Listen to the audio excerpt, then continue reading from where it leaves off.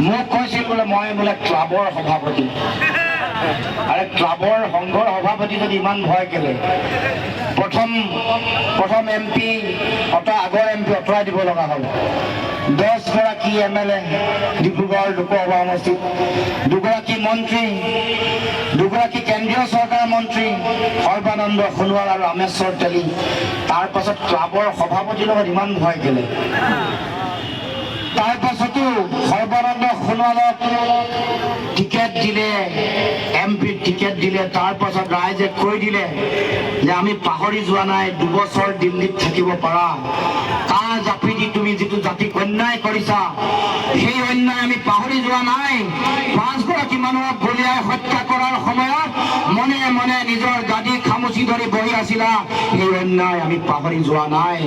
আমাৰ ৰাইজক ন্যায় দিম বুলি কৈ, সকলো জাতি জনগোষ্ঠীক ন্যায় দিম বুলি কৈ প্ৰতিটো জাতি জনগোষ্ঠীক অন্যায় কৰিছা, ভাগ ভাগ কৰি বিভাজনৰ ৰাজনীতি কৰিছা, মানুহৰ মাজত ঘৃণা আৰু সাম্প্ৰদায়িকতাৰ ৰাজনীতি কৰিছা।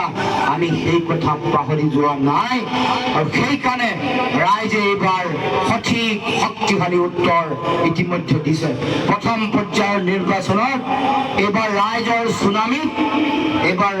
চুনামিত আমাৰ পদুম উৎখাত হৈ গৈছে। ৰাইজৰ চুনামি, জনতাৰ চুনামি। এইবাৰ বিজেপিৰ প্ৰাৰ্থীৰ লগত আমাৰ লুৰিণজ্যোতি গগৈ বা প্ৰদ্যুৎ বৰদলৈৰ যুঁজ হৈ থকা নাই। এইবাৰ বিজেপিৰ প্ৰাৰ্থীৰ লগত চৰকাৰী পক্ষৰ লগত এইবাৰ ৰাইজৰ যুঁজ হৈছে, ৰাইজৰ পোনপটীয়া ফাইট হৈছে। এতিয়া এইবাৰ ডাইৰেক্ট এইবাৰ আমাৰ সাধাৰণ মানুহৰ, জনগণৰ, ৰাইজৰ এইবাৰ যুঁজ হৈছে, ৰাইজৰ যুদ্ধ হৈছে। আৰু সেইকাৰণে এইবাৰ গণতন্ত্ৰত বুজি পাব যে ৰাইজে ৰজা, ৰাইজে ইচ্ছা কৰিলে যিকোনো কাম কৰিব পাৰে। গতিকে আহক ৰাইজ, আমি